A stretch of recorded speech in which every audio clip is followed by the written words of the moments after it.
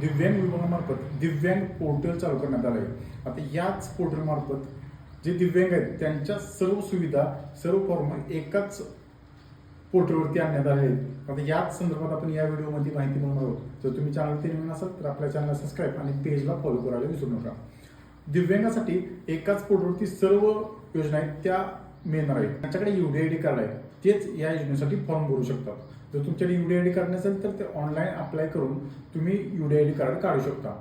आता यामध्ये सध्या स्वयंरोजगार करण्यासाठी 15,000 रुपयाचे अनुदान आहे ते देण्यात येणार आहे. हे जे अनुदान आहे फक्त दिव्यांगासाठी राहील. त्याचबरोबर त्यांचा जो व्यवसाय असेल ते चालू करण्यासाठी हे 15,000 रुपये अनुदान मिळणार आहे.